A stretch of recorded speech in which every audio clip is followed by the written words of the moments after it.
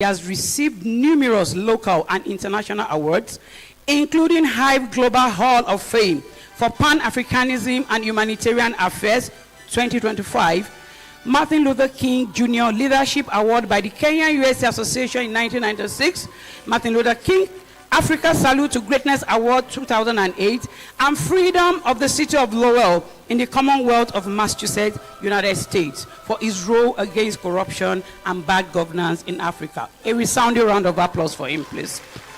Prof Lumumba has delivered numerous prestigious lectures worldwide, including the Walimu Julius Kambarage Nyerere Distinguished Lecture 2014, the 11th Kwame Nkrumah Lecturer 2016, the 9th Fela Anikulapo Kuti Lecturer 2017, the Nelson Mandela Centenary Memorial Lecture 2018, the inaugural of Samora Michael Memorial Lecture 2021, and the 9th Sir Amadou Bello Memorial Lecture 2023, and of course, the anniversary lecture that we are going to have today. Ladies and gentlemen, with your kind permission, I present to you Patrick Locke Otieno Lumumba, who is an electrifying, charismatic, passionate speaker that blends powerful rhetoric with depth. He is bold, he is fearless in speaking truth to power and confronting injustice, a principled, upright lawyer and public servant, an astute gentleman par excellence, an academic gargantuan, and above all, he is an African warrior and a change agent. Please welcome for our 50th anniversary lecture, Professor P.L.O. Lumumba, the man of the moment. Thank you very much. Let me thank you for the reception that I have received this morning. Let me start by thanking the Vice Chancellor, my professional colleague. Let me also recognize the chair of the organizing committee who has been coordinating with me. Permit me also to recognize the chair of the governing council, to recognize senior academics present in this assembly, the governors present here, and those who are represented, the First Lady of the Federal Republic of Nigeria, who is represented here, the traditional rulers present in this assembly, the students who are present here, and to conclude with this Nigerian innovation, I stand by the protocols already established. That innovation by Nigeria is as ingenious as it is apt. You do not annoy anybody because you stand on the protocols already established. Honorable Vice Chancellor, let me start by congratulating the University of Ilorin on the occasion of their 50th anniversary. This is my first time at this university, and I can assure you that I have visited a number of universities in the continent of Africa and in the world, and you are better than far. You are better than far, not just because of your size, because it took us 5 kilometers to drive from the gate to the office of the Vice Chancellor.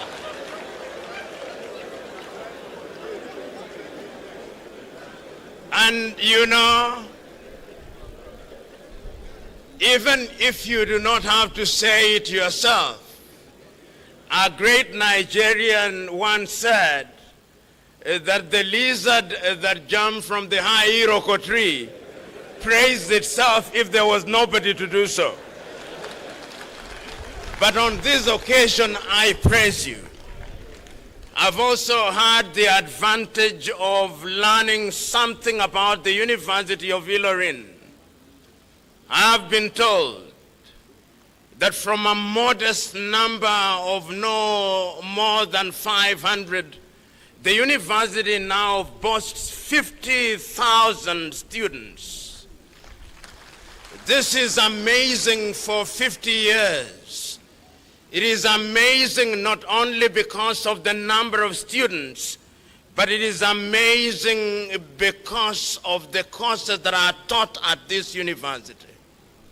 I've been told, and I've had a glimpse of some of the alumni of the University of Ilorin, including the Vice Chancellor himself, who was a PhD student here and whose inaugural address, Judex, I'm just beginning to read.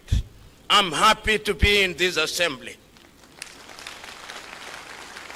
I'm also happy to be in this assembly because I've met other alumni of this university, the good professor from the University of Bamenda in Cameroon, who is present in this assembly, which is indicative of the fact that this university is spreading its tentacles in the world. During my short stay here, I've also met my good professor from Ethiopia, who is a visiting academic at this university. And as if that was not enough, I've met another professor from Pakistan, which tells me that this university is present in the world. And as if that was not enough, only last evening I listened to the testimony of students who are visiting from Italy, and their greatest pain was that they are leaving Ilorin. So today, when I'm invited to speak about this university, to reflect about the role of universities in Africa and in the world, it gladdens my heart.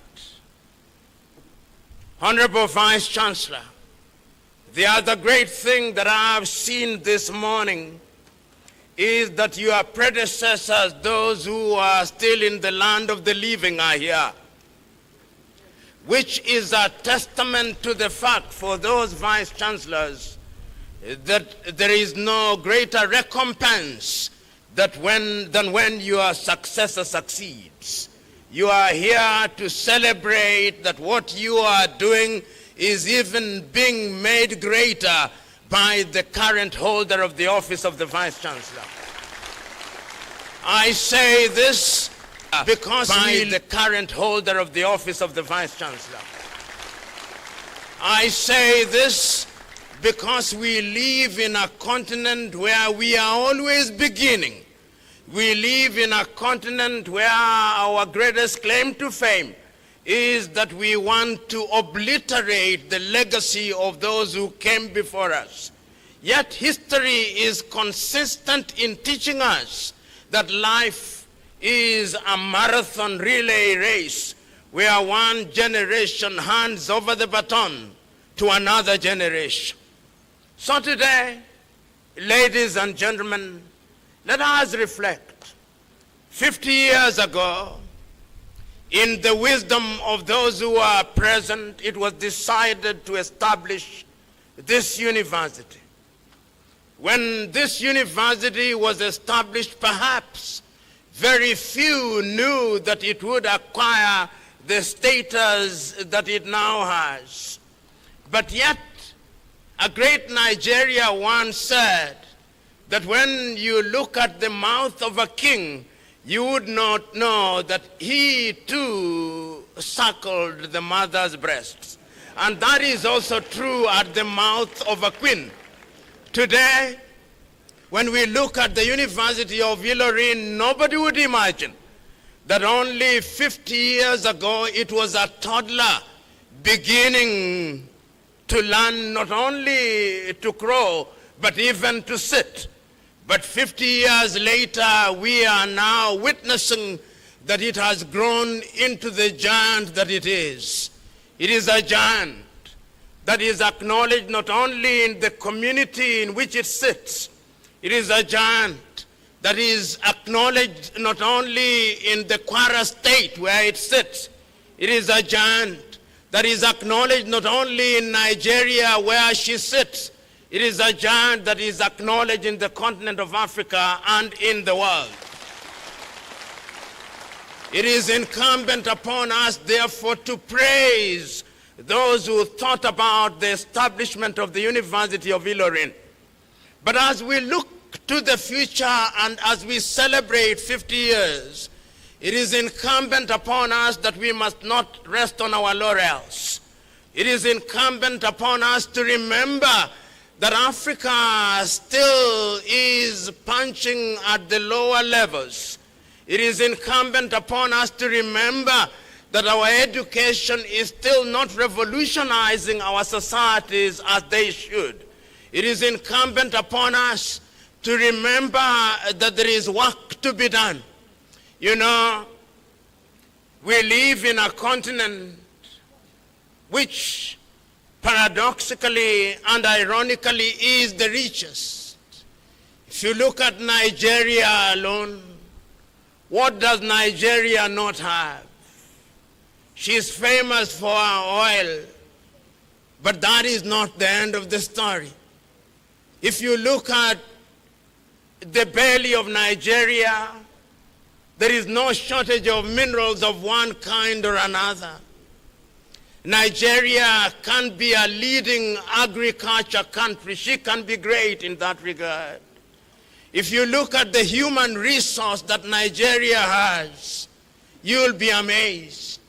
When you travel outside of this continent, whether it is in Europe or America, whether it's in the continent of Africa, whether you are looking for a good engineer, whether you are looking for good professors, whether you are looking for good doctors, you will find Nigerians.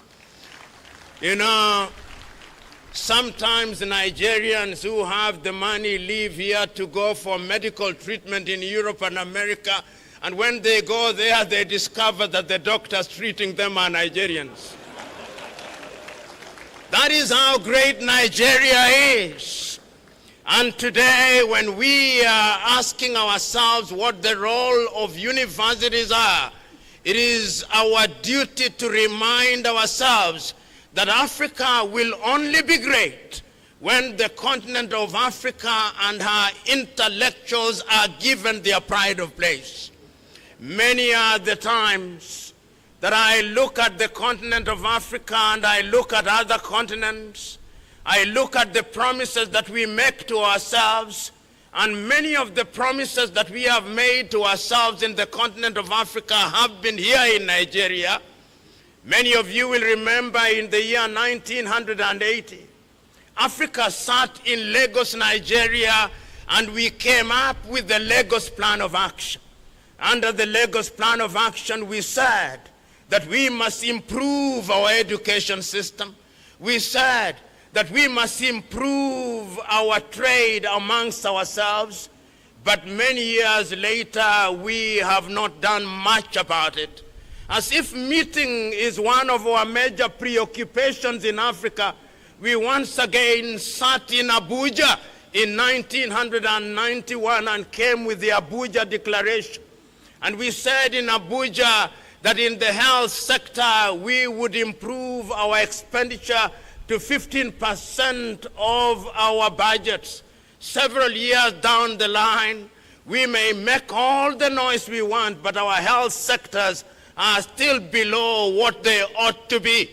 Today, as we talk about the role of universities, I am saying that the time is now that African universities must be given the respect that they deserve. That African scholars must be given the respect that they deserve. We are the only continent in the world where academics do not get the remuneration that they deserve, but politicians are multimillionaires. If Africa is to compete with the rest of the world, Africa must change. And Africa will only change when academics are given the opportunities and compensated in the manner that they should be. You know, during this week that I am joining you here in Ilorin, in South Africa, there has been a meeting of the G20. The 20 strongest economies in the world were meeting there. But when you listen and when you watch, Africa was not represented properly. During the same time, in Luanda, Angola, there was yet another meeting of the European Union and the African Union. And when I listened to African leaders, I was disappointed.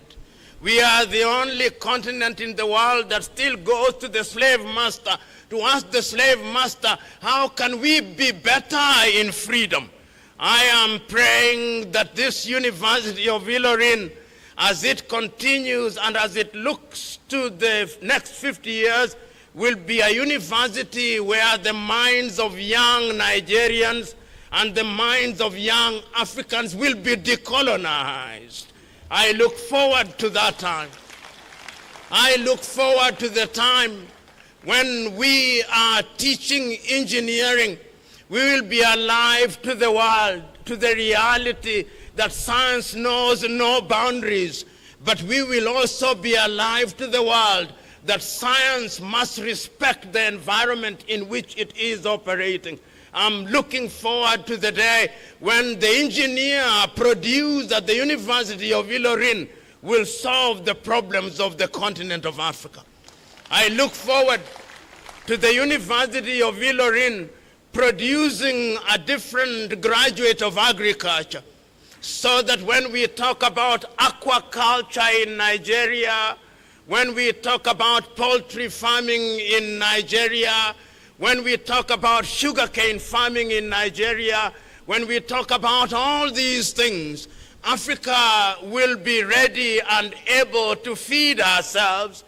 Today, Africa cannot feed ourselves. You in Nigeria, even as you debate with Ghana which jollof rice is better than the other, I suspect that you still import rice. I suspect that you still import tea. I suspect that you still import poultry. I suspect that you still import beef. This must stop. It must stop, and it will only stop when the universities such as the University of Ilorin begin to engage in agriculture that is going to unlock our potential. As I drove in, I saw what is happening here on the 15,000 hectares. I saw that they have jatropha farms. I saw that they have teak farms. I'm informed that they produce their own chicken. I'm informed that they produce their own honey. I'm informed that they can feed themselves. If this can be replicated to Nigeria and be replicated to the continent of Africa, then we will not be a continent that is famous, or is it infamous, for going around the world with a beggar's bowl, asking from other civilizations. I'm suggesting to us that we have a duty to do so. I am also hoping that this university, as it is celebrating her 50th anniversary, will be a university that is restoring our self-esteem. For too long, we in the continent of Africa have labored under some complex. For too long, we in the continent of Africa believe that that which is ours is not good enough. For too long, in the continent of Africa, we labor under the misguided belief that we have to be acknowledged by others. It gladdens my heart that at this University of Ilorin, you are beginning to teach the next generation that Ilorin can produce university graduates that are as good as anywhere in the world. It gladdens my heart that when the Vice Chancellor was reading his speech, he did not say that he wanted to be the Oxford of Nigeria, that he did not want to be the Harvard of Nigeria. He wanted to be the Ilorin of Nigeria. The time has come that we must make reference to ourselves without trying to mimic others. And in doing so, we must also have a cultural orientation that is informed by the realities of our circumstances. And that is why it gladdens my heart, Kabiesi, when I see the traditional rulers resplendent in our presence. It is a statement that in our education, we must also be culturally sensitive, because culture is what defines who we are. You know, in the Kiswahili language, which one day I hope will be the lingua franca of Africa, we say, Mwachamila ni mtumwa, he or she who abandons his or her culture is a slave. I hope that this University of Ilorin will make sure that cultural studies are also given their pride of place. Today, in many African universities, you see institutes from China, institutes from the United Kingdom, institutes from other civilizations. I look forward to the day when we will have African institutes teaching African languages. How is it that as I'm talking to you today, Igbo language is taught at the University of Harvard, Yoruba is taught at the University of Harvard, Hausa is taught at the University of Harvard? Tell me, are you teaching Yoruba here? Tell me, are you teaching it well? Tell me, are you teaching Igbo here? Are you teaching it well? Tell me, are you teaching Hausa here? Are you teaching it well? Tell me, are you teaching Fulfude here? Are you teaching Kiswahili here? Begin now. This is the time. Are you teaching Amharic here? No, you must. In other words, I look forward to a 50 years when there'll be a cultural revival so that African culture and African languages are given their pride of place. You know, this country called Nigeria is a country that I make reference to not once, not twice, times without number.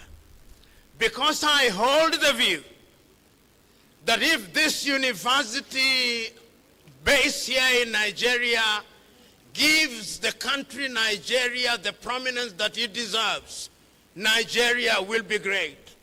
I was telling the good Vice Chancellor that those universities in Africa that are fond of benchmarking with universities in Europe and America, they should come here.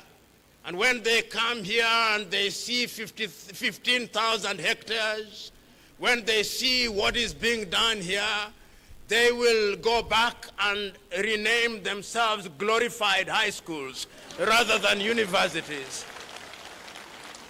And I have no doubt in my mind that that should happen. We have the ability, and if University of Ilorin is just one of the universities in the Federal Republic of Nigeria, then you imagine what Nigeria can do. You imagine what Nigeria can do in research. You imagine what Nigeria can do in the health sector. You imagine what Nigeria can do in mining.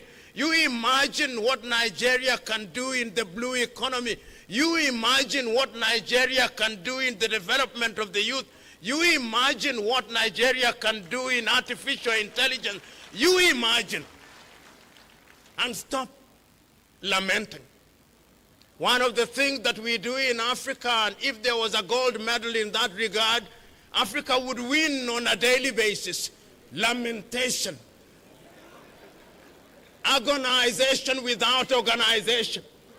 The time is now for this university, and as we look at education, as I talk to you now, Africa is at crossroads. We are asking ourselves, which road should we take? And permit me a little latitude, because as I speak to you now, Africa is crumbling. If you doubt me, look at what is happening in Sudan. They do not have the luxury of celebrating an anniversary in Khartoum. They are fighting, killing each other. The worst humanitarian situation in the world as I speak. Central African Republic is in crisis. Southern Cameroon, they have not gone to school for the last 3 years or more. Guinea-Bissau, a coup d'etat yesterday. Eastern Congo. Africa is at crossroads. But that is not to say that there are no good things happening in the continent of Africa. There are.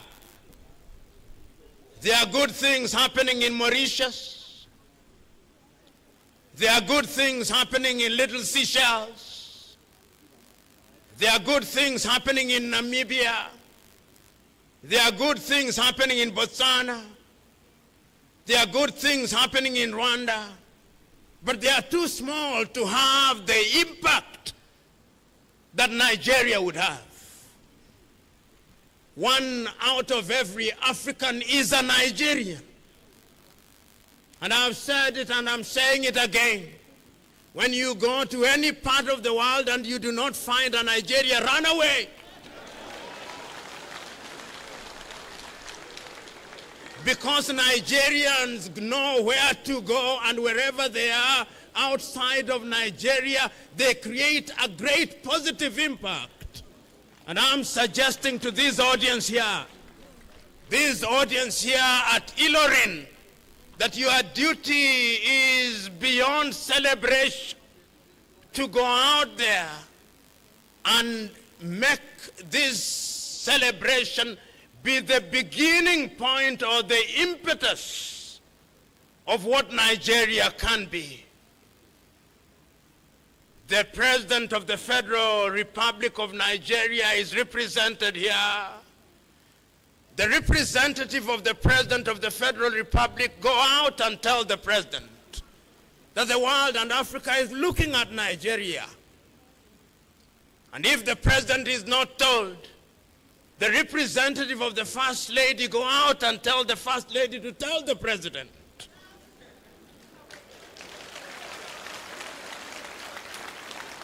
That Nigeria must be great.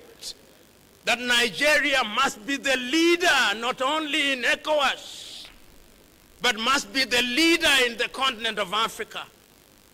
On the occasion that Nigeria has led, Africa has been in a celebratory mood. Nigeria led when South Africa was fighting against apartheid. Nigeria led. We never say anything about it. Nigeria led when there was trouble in Liberia and Sierra Leone through ECOMOG, and the countries were stabilized. Nigeria led when the Gambia was about to go down.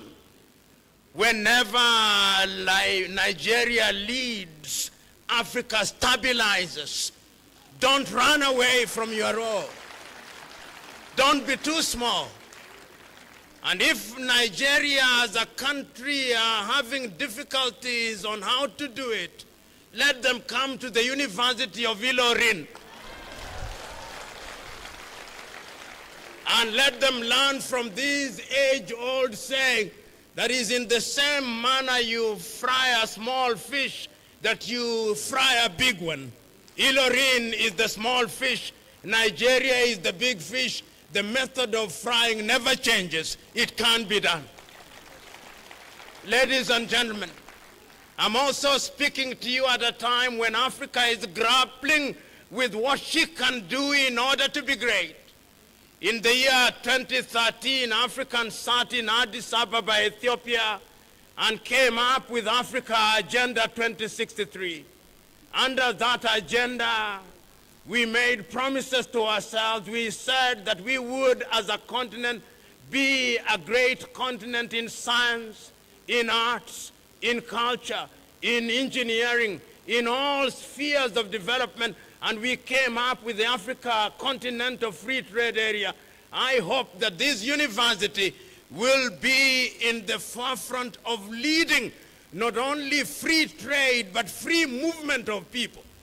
And I therefore look forward to the day when, if I visit Nigeria, I will not be required to have a visa. I look forward to that day. I look forward to the day when, if I visit Nigeria, I will not be required to fill an entry form. I look forward to that day. I look forward to the day when I leave Nigeria, I will not be required to fill an exit form. I look forward to that day, because Africa will only be great when her sons and daughters have the ability to move from one country to the other, as if the boundaries imposed in Berlin in 1884 were useless imposition. I look forward to that day. And I hope that this great country, Nigeria, will provide leadership in that regard. I look forward to the day when I visit Nigeria and I go to the breakfast room, I will not be drinking Hollandia from Coca-Cola. I will not be taking tea, Nescafe or Lipton from Switzerland and from the United Kingdom, but on my table will be cocoa from Ghana, tea from Kenya, meat from Namibia and Botswana, and the water will be from Nigeria, and the chicken will be from Burkina Faso. I look forward to that day. I look forward to the day when, if I go to buy shoes in Nigeria, it will be from a leather factory in Kaduna, not from Italy. I look forward to that day. And I have no doubt in my mind that the research at the University of Ilorin is going to ensure that we do that.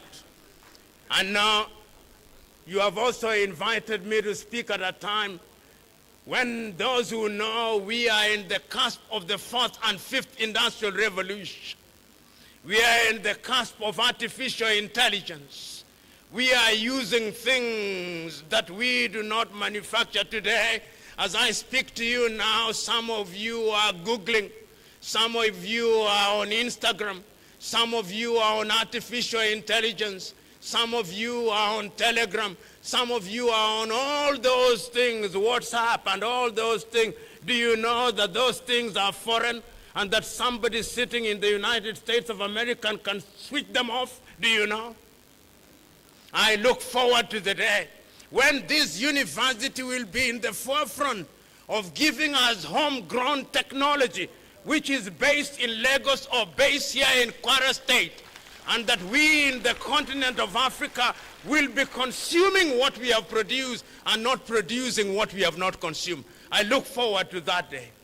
I look forward to the day when our young men and women here in Nigeria and graduates of the University of Ilorin will have the joy to work here in Nigeria and to work in West Africa and to work in the rest of Africa and not dying in the Mediterranean Sea or being humiliated at the embassies of the United States of America. I look forward to the day. I look forward to the day when our young men's mind will be so decolonized that they love the things that we produce. I look forward to that day. That is why, therefore, Honorable Vice Chancellor and the good people who are present here today, as we look to the future, it gladdens my heart. It gladdens my heart that when I look to the future and I say that Ilorin is in that space, my call to you is that the time is now. The time is now to give meaning to the promises that you've made yourself. The time is now to improve your agriculture. The time is now to improve your engineering. The time is now to improve your technology. The time is now to recognize that what we call luck is an intercourse between preparedness and hard work. The time is now for us to work smart. The time is now to harness our potential. The time is now to use the energy of our young men and women and the wisdom of our old people that we may make Ilorin great, make Nigeria great, make Africa great, because it is only then that we shall have served in humanity.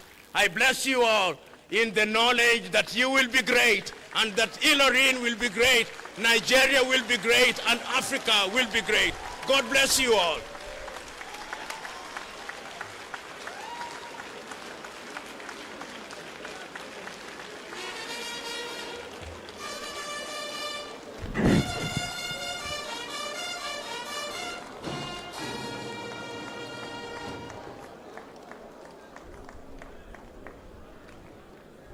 Distinguished ladies and gentlemen, we just listen to the voice that challenges, the voice that inspires, and the voice that never compromises. Please another round of applause for Professor Lumumba. Thank you very much, sir. The Chairman, 50th Anniversary Committee. I would like to invite the Vice Chancellor to present gifts to the anniversary lecturer. Mr. Vice Chancellor, sir.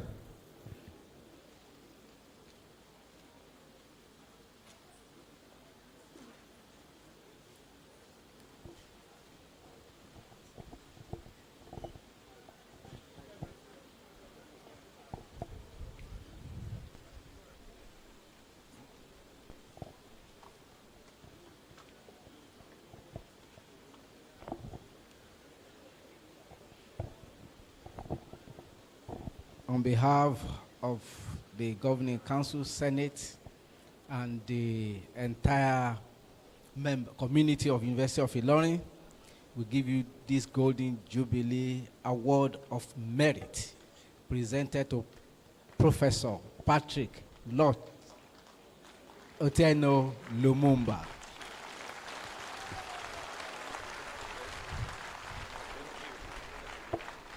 A highly respected Kenyan legal scholar, advocate, public intellectual, is known for his expertise in public law, governance, and anti-corruption. And he has held several prominent positions, including the director of the Kenya School of Law, the director